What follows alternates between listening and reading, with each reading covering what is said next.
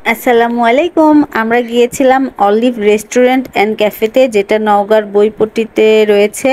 এটা পুরাটাই হচ্ছে রুফটপ রেস্টুরেন্টটা এত সুন্দর করে সাজানো ছিল, যেখানে লাইট যেমনটা দেওয়ার দরকার, যেটা যেভাবে গোছানো দরকার, সাজানো দরকার, সব কিছু ওনারা এত সুন্দর করে পরিপাটি করে সাজায় রাখছে যে কেউ ফার্স্ট দেখাতেই যেন তার নজর কেড়ে নেবে, এরকম টাইপের। যাই হোক, অনেক ভালো লাগছে।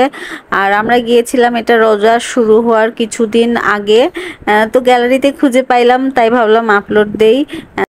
আমাদের তিনজনের কাছে রেস্টুরেন্ট তিন রকমের। নুহার কাছে হচ্ছে প্লেজন থাকবে, খেলবে। আমার কাছে হচ্ছে চাউমিন খেতে হবে, আর ওর বাবা হচ্ছে স্যুপ আর অন্থন, মানে খেতেই হবে এরকম। তো একটা অর্ডার দিলে আরেকজনের হয়, আরেকটা অর্ডার দিলে তো আরেকজনের হয়। তো যাই হোক, চাউমিন এত পরিমাণে কম দেয়, মনে হয় কি আরেকটু যদি বেশি দিত অনেক মজা লাগতো। তো ওদের ব্যবসা লাটে তুলে তো আর আমাকে বেশি করে চাউমিন দিবে না বলেন। তো যাই হোক, সবার ক্ষেত্রে মনে হয় এমনটা হয়, তাই না? যে যার যেটা পছন্দের খাবার, আরেকটু যদি ধরাই দিত তাহলে মনে হয় খেয়ে আরো ভালো লাগতো। কারণ সবাইকে তো ভাগ দিয়ে নিজের পাতে অল্প একটু পড়ে। তো এখন বুঝি রেস্টুরেন্ট মানেই স্যাক্রিফাইস। সবাই ফ্যামিলি সহ গেলে তো সবাইকে একটু একটু করে দিয়ে খেতে হবে। তো যাই হোক, এটাই ভালোবাসা।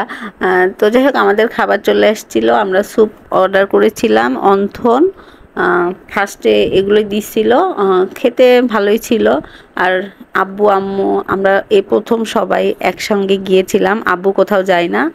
তো যাই হোক, তারপর আমাদের এইটা খাবার পর আমরা অর্ডার দিয়েছিলাম হচ্ছে চাউমিন। একটু আসতে লেট হয়েছিল, বাট খাবারটা মোটামুটি ভালোই ছিল। আর রেস্টুরেন্টটা আসলে এত সুন্দর ছিল যে খাবার ওর কাছে কিছুই ছিল না এরকম। ভালো লাগছে, অনেক ছবি তুলছিলাম, কিন্তু একটাও আপলোড দেই নাই।